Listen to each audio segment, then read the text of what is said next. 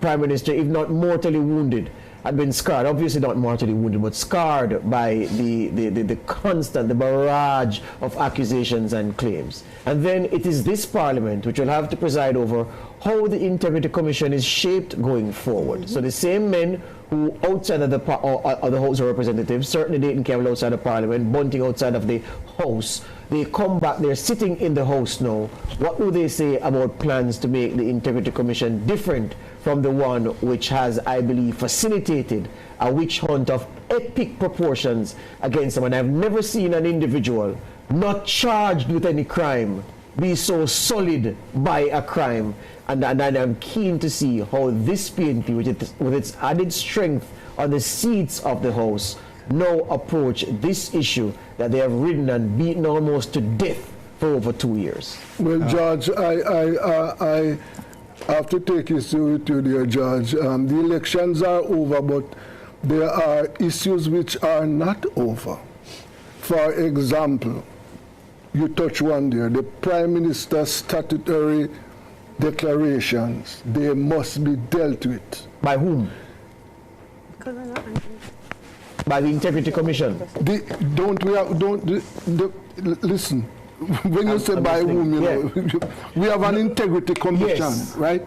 And now part of the reason, Desmond, is that we make it seem as if the Prime Minister, like we make it seem as if individuals have the gift and have the luxury of dealing with their own declarations. If you submit your declarations and the authority to authorize has not done so, you have to wait. We make it seem as if there's something that Holness can do. But George, yes, to answer Desmond, yes, he said it's the Integrity Commission. Yes. The Integrity Commission has examined the Prime Minister's declaration. I was going to come to that. And closed its investigation. I was going to come to that. They have closed it.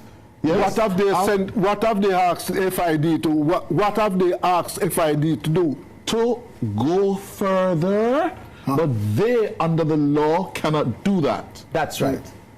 Okay? So that matter is not closed. It is. It is not closed. It is not closed. Only the Integrity Commission. It is not closed because FID has been asked to examine it. Under law, only the Integrity Commission can examine the Prime Minister's or any parliamentarian declaration.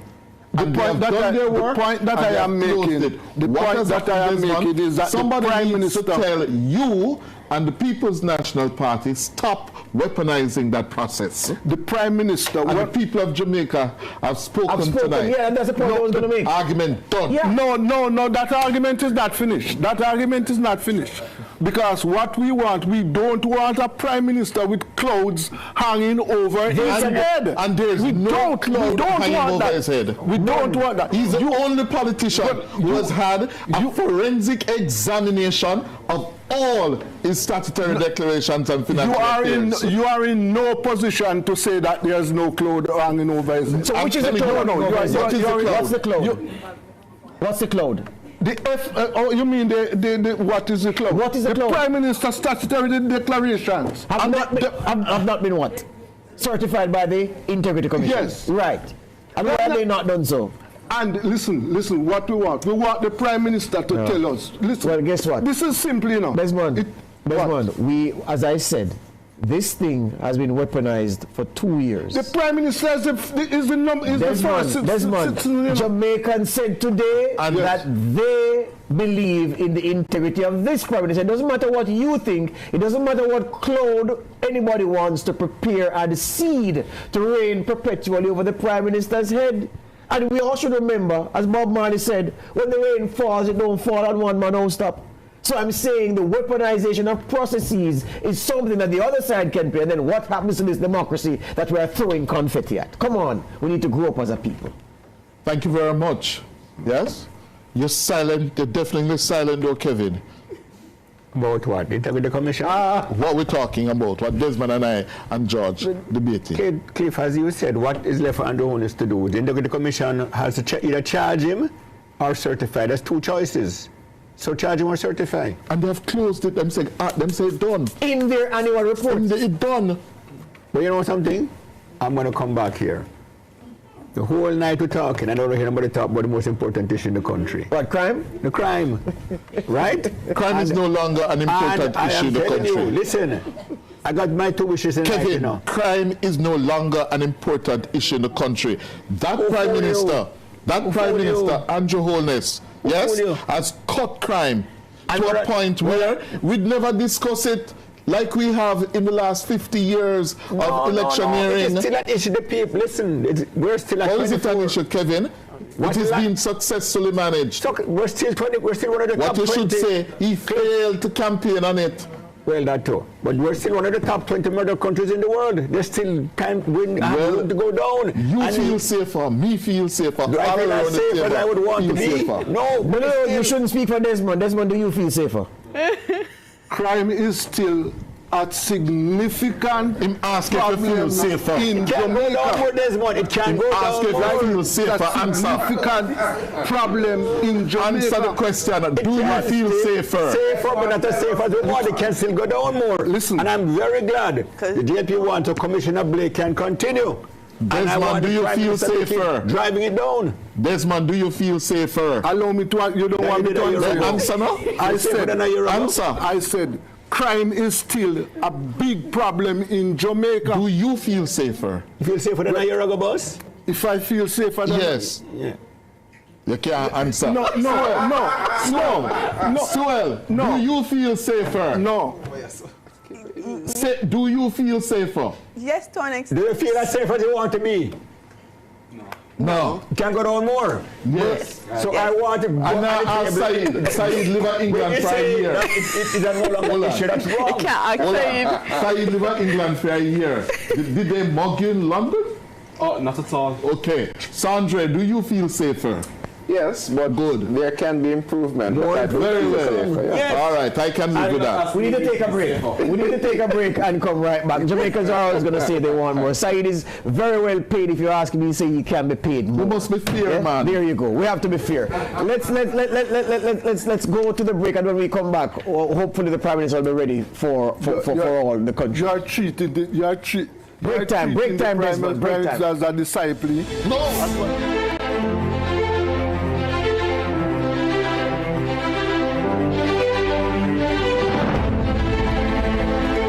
To change. Now, lead research that transforms your field. Apply now for the University of the Commonwealth Caribbean's Doctor of Business Administration or Doctor of Professional Practice. Flexible, research-based, and designed for working professionals. All UCC programs are accredited by the University Council of Jamaica. Learn more and apply online at ucc.edu.jm.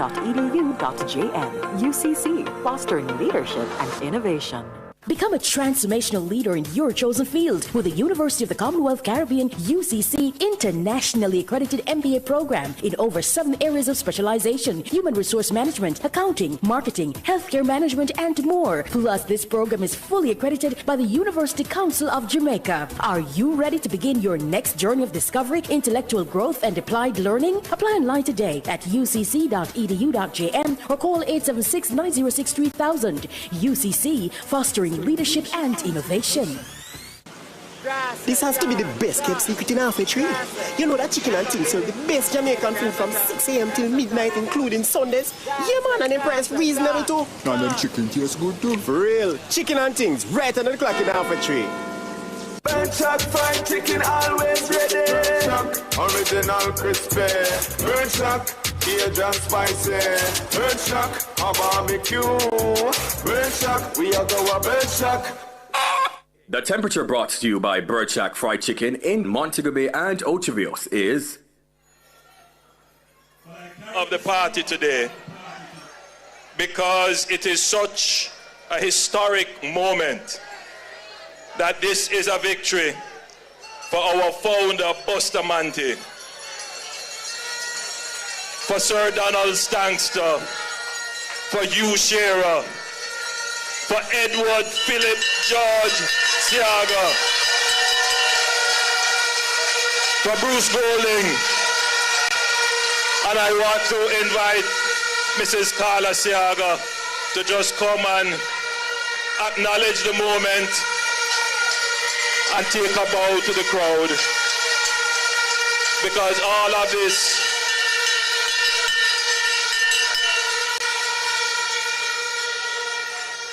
Mr. Seaga still has, well, he must be happy. So, Desmond, just, you are only allowed to hold the bell temporarily. Do not ring it.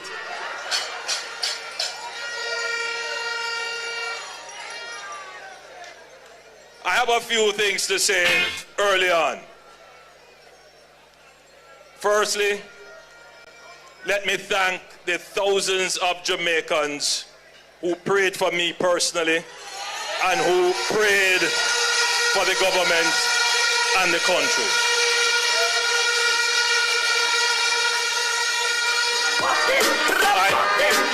I want to thank my wife and one of my sons is here, Adam. Come on, guy.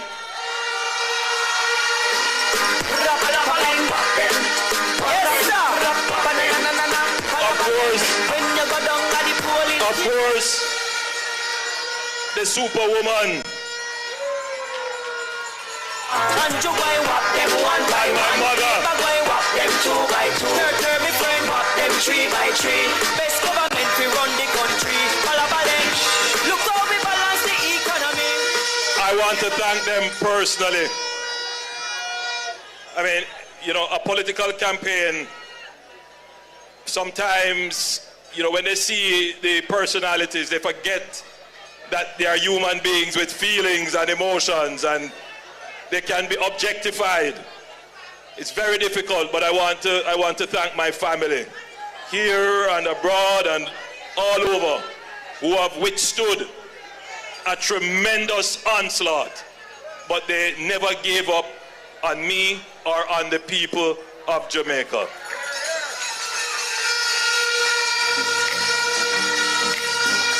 I want to thank the political team. I think we have the best political team in the Caribbean.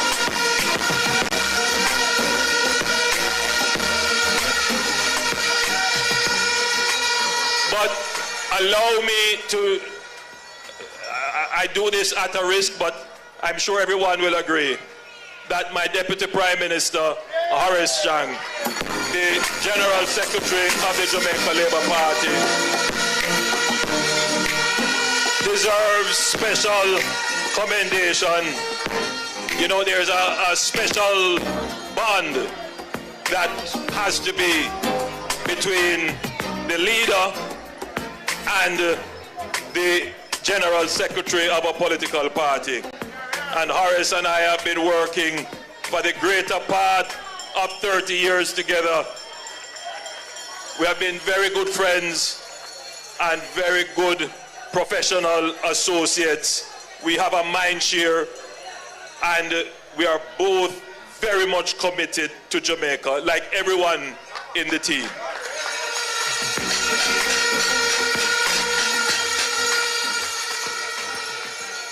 I want to thank you, the supporters. You would know how much you mean to me. You can depend on me. For all of you who squeeze up on the bus to come to the meeting, who go on the long motorcades with us,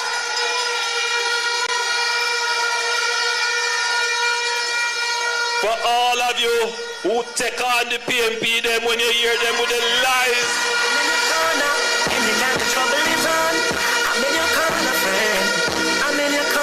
But for all of you who have stood up and chosen Jamaica, I say thanks to you, the supporters of the party.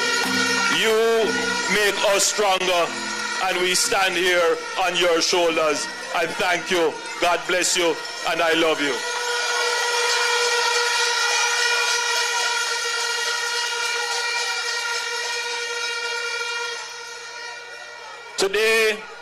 Today, Jamaica won.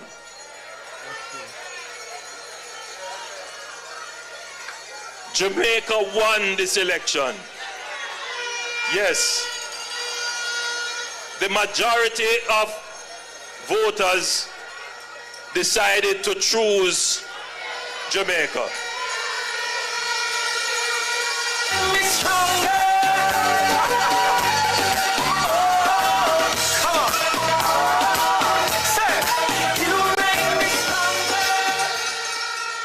Make no mistake about it. This was not victory by default. Make no mistake about it. This was not an easy victory. Make no mistake about it. This was a fight. But we did not descend my political organization. We did not descend to the gutter to fight. We did not seek to trick the people to win. We did not seek to tear down anyone to lift up ourselves. We did not seek to tear down Jamaica in order to be able to administer the affairs of Jamaicans.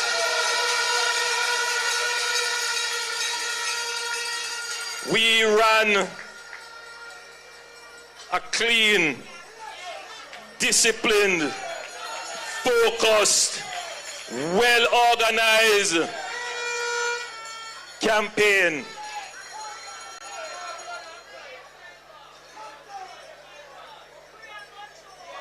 And we proved that we can run a decent campaign and win. And that is how Jamaica has won. They not like us. They not like us. They not like us. That is how Jamaica wins. Our democracy by this election is proven to be intact. There are those who are trying to seed a view that the mere fact of a third term is a threat to democracy. There are those who are trying to carry the idea that regardless of how well a government performs and merits to be re-elected, it shouldn't happen because somehow that is a threat to democracy. Well, today has dispelled that because we went through the toughest battle in any democratic society in the region to stand here and say we will be the government for the third term. They just can't stop me now. And I want that point to be understood. We contested the election with the highest level of decency and morality. The people came out. We do have our concerns about the turnout. But the people who voted, the majority spoke and chose Jamaica.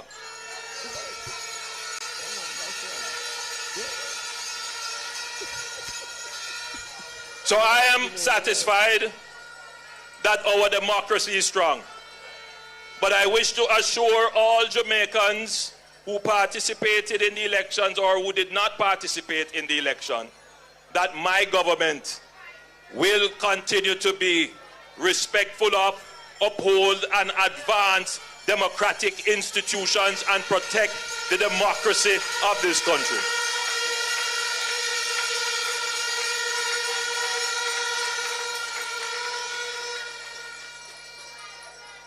There are some things that should be said.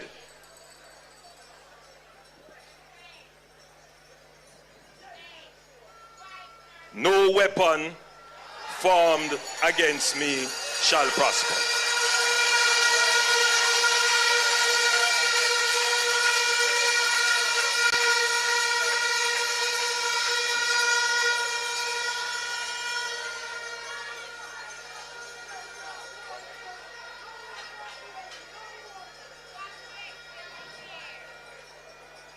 Jamaica is at a special place today. It is an opportunity.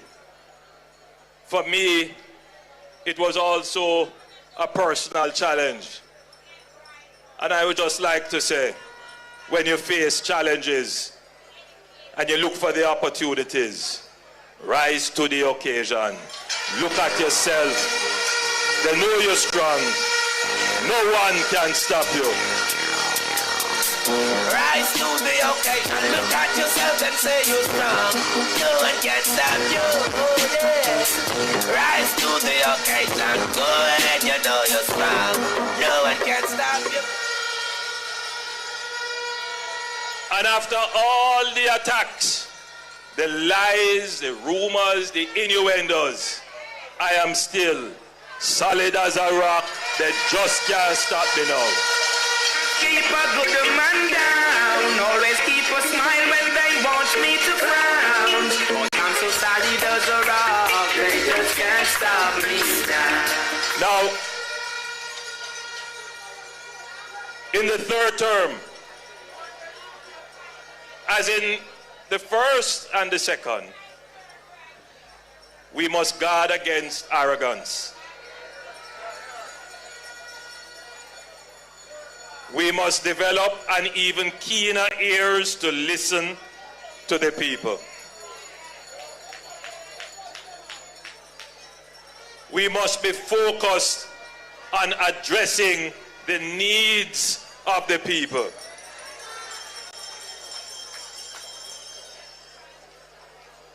And while it is clear that the majority have spoken and chosen the Jamaica Labour Party, geographically and traditionally, there are still those who may not share that view.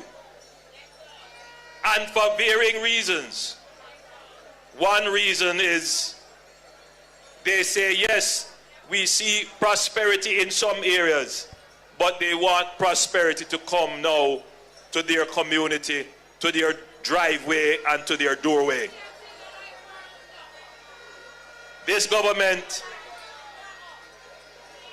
in our third term, must be laser focused on ensuring that there is prosperity for all Jamaicans.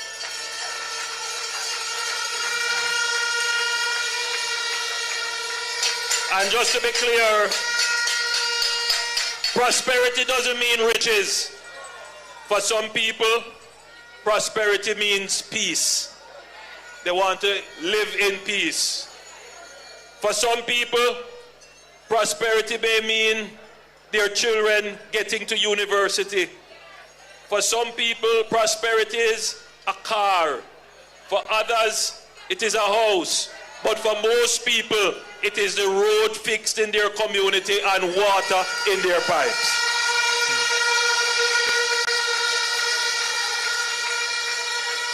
And so, we must be focused on delivering these basic public services, which means prosperity for so many.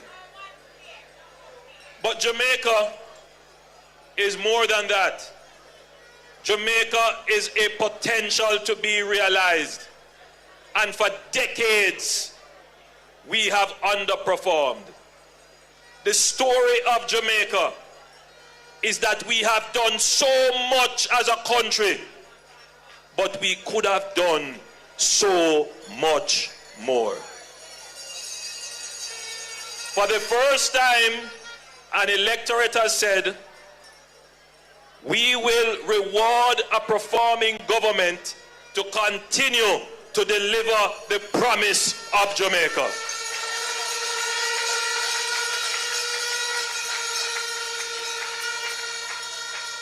The promise of cutting murders and crime and bringing Jamaica finally to peace, the peace which we had 60 years ago. We can have peace in our country.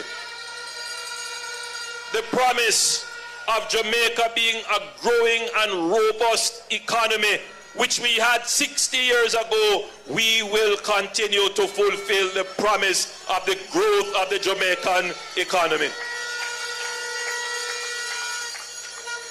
We will continue to fulfill the promise of a knowledgeable, educated, and informed society, where every child can have access to the best quality education. We will continue to fulfill that promise.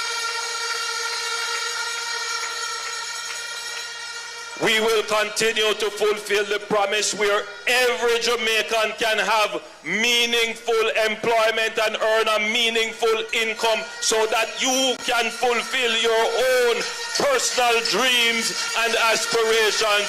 We will continue to fulfill that promise. And we will continue to build a society that is just. A society that is fair for everyone. We will continue the work that we have started in our second term. Now, as I close my presentation to you, our political organization, like any other organization, must renew itself.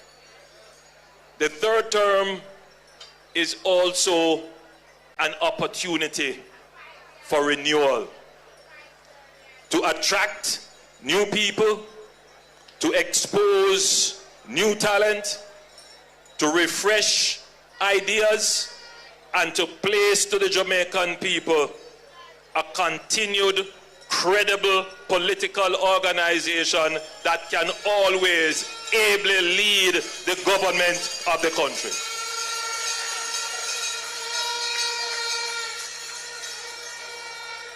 So we will not be laying back comfortable in victory. No. We will be rebuilding, refreshing, renewing, and preparing to be a credible alternative to the opposition for the fourth term of a Jamaica Labour Party government.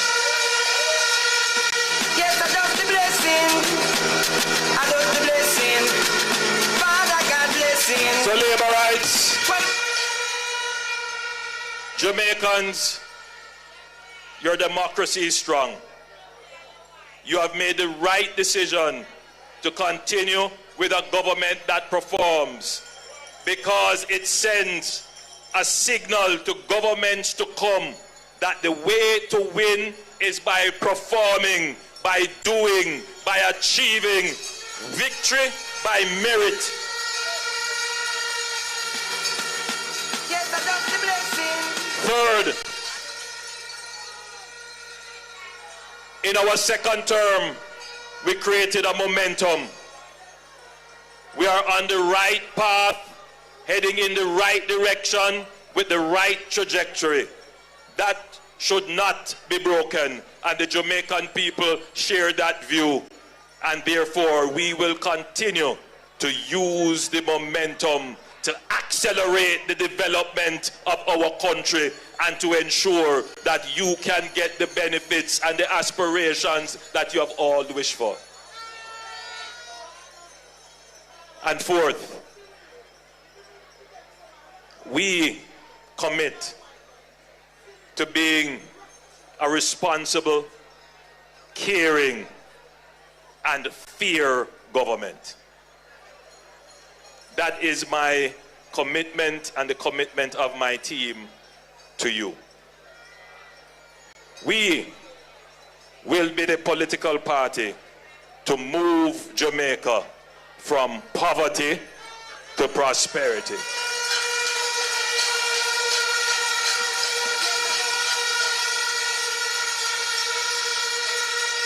I continue to be your 1 p.m. Yes, I love the blessing.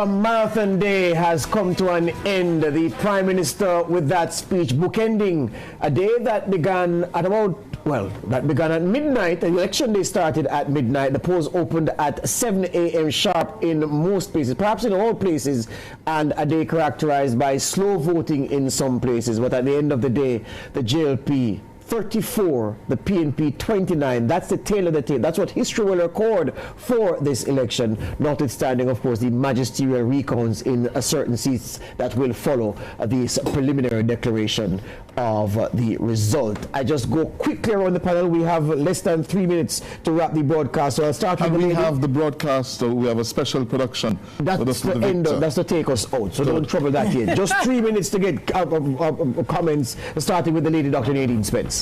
The speech showed you that the Prime Minister has been bruised in this battle. I think you could hear his hurt there. I think it's perhaps the first time you've heard the extent of the impact of this on him. But you also hear the determination and the resoluteness that, we're not going to take this. We're not going to take this third term for granted. We have a lot of work to do. I think as well that it is a third term. It's a third term, and this is an incumbent government that is back in power. That has not been happening globally. Yes. So regardless of how we want to look at it, the truth is that the Andrew Holness-led government is back in power for a third term, and that's something for them to celebrate. Yes, there are things to look back on, and perhaps for them to say we could have done this better. But for tonight, they're celebrating their victory. You can't take that away from them. Wayne Chen, quickly, your perspective on the Holness speech. Well, he's not there. Professor Blake, are you there? No? Okay. Desmond. Well, the voters have spoken, and we are now here to see what the government is going to do to improve the lives of the voters and the Jamaican people. So, yes, congratulations. Let us see what is going to be done. A lot of promises were made, and we are watching to see how many of those promises are going to be fulfilled. Janae Stevens-Taylor, you have been on the journey with us with Blue Dot. Yes. Yes, your reactions and reflections on the outcome. So this outcome is certainly a credit to the power of data. We modeled this outcome. The historical data pointed us in this direction.